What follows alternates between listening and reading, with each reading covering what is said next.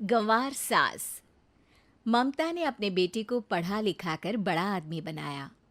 अब वो शहर में अपने परिवार के साथ रहता है। एक दिन ममता का बेटा रोहन अपनी पत्नी आलिया से कहता है, अरे आलिया, सुनो, माँ अब से गांव में नहीं रहेगी। वो हमारे साथ यहीं रहेंगी शहर में। उनका कमरा आज नौकर से बोलकर अच्छे से साफ करवा देना। ओह, आज तो मेरी किटी पार्टी है, फिर मुझे जिम और फिर शॉपिंग। ठीक है, कल करवा दूंगी। अ, अच्छा, लेकिन माँ के सामने ये कपड़े नहीं चलेंगे। हाँ, तुम्हें साड़ी या सूट पहनना होगा। अरे बिल्कुल भी नहीं।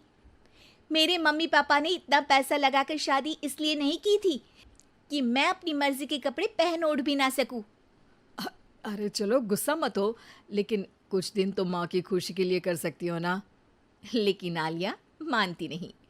माँ आती है सिंपल सी साड़ी, झोला और चप्पल पहनकर। अरे रोहन, मैं इनके साथ कैसे रहूंगी? मेरी फ्रेंड्स क्या कहेंगी? ये तो पूरी गंवार लग रही है। आलिया, माँ गांव में रहती थी इसलिए ऐसी हैं। तुम आज ही माँ के साथ जाकर उनकी पसंद की शॉपिंग करवा देना। इनके साथ घर के अंदर रहना मुश्किल है, बाहर तो मैं कभी भी ना जाऊं। रोहन को आलिया पर गुस्सा आ जाता है। माँ, ओ माँ। हाँ बेटा। वो माँ को ले जाने के लिए उनका हाथ पकड़ता है कि अरे माँ, तेरे हाथ अभी तक इतने कड़े हैं, तूने इसका कोई इलाज नहीं किया?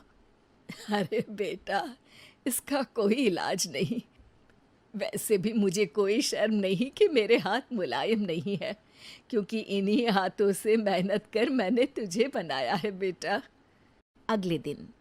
माँ, मैं ऑफिस जा रहा हूँ। कुछ लाना हो तो आलिया को बोलकर फ़ोन करवा देना। रोहन के जाने के बाद, आप ना आज कमरे में ही रहिएगा, घर में पार्टी है, मेरी सहेलियां आ रही हैं, मैं उन लोगों के सामने आपको नहीं ला सकती हूँ। ठीक है बहू, लेकिन तुम कहो तो मैं कुछ खाने को बना दूँ तुम लोगों की पार्टी के लिए। वो लोग सिर्फ कॉन्टिनेंटल या थाई फूड ही खाते हैं। कोई बात नहीं, कभी इंडियन खिलाने वाला कोई मिला नहीं होगा ना। मैं बनाकर कमरे में चली जाऊंगी। जैसे आपकी मर्जी। आलिया के घर उसकी दोस्त आती हैं, पार्टी होती है। अरे वाह आलिया, ये क्या है खाने में? बड़ा ही स्वादिष्ट है यार, इसकी रेसिपी मुझे चाहिए। हाँ, और ये दाल, ओ माय गॉड, मैंने तो किसी 5 स्टार में भी ऐसी दाल नहीं खाई है यार। तू कुक को यहाँ बुलाना। अब आलिया घबरा जाती है। हाँ हाँ हाँ हाँ, क्यों नहीं। माँ जी ज़रा बाहर आइए। आलिया की सास सिंपल सी साड़ी और गांव के अंदाज में आती है। अरे बहू, क्या हुआ? खाना पसंद नहीं आया क्या? बहू? अरे ये गांव से दिखने वाली औरत तुम्हें बहू क्यों बोल रही है? कौन है ये? वो हमारी नई नौकरानी है। सास बहू की बात सुनकर बहुत दुखी हो जाती है। वो सर झुकाकर जा ही रही होती है कि एक सहेली बोल पड़ती है। अरे कहाँ जा रही हैं माँ जी? वो उठकर उनके पैर छूती है। जीती रहो बेटा। क्या है ना, आपकी शक्ल बिल्कुल मेरी माँ जैसी है। पता है आलिया, मैं शहर पढ़ने आई और फिर शहरी हो गई, लेकिन मेरे माँ पापा तो आज भी गांव में रहते हैं, बिल्कुल इनके जैसे ही हैं। आप यहाँ बैठिए ना आंटी, आप सच में बड़ी खूबसूरत है और आपके हाथ का खाना तो लाजवाब है। काश ये मेरी सास होती। सभी सहेलियां सास को घेर कर बैठ जाती हैं और उनसे खाने की रेसिपी पूछ रही होती है कि तभी घर की बेल बजती है और रोहन आता है। अरे क्या बात है, आज आप लोग हमारे घर में? और ये लोग तो मुझे आलिया से ज़्यादा माँ की सहेलियाँ लग रही हैं। क्या ये आपकी माँ है?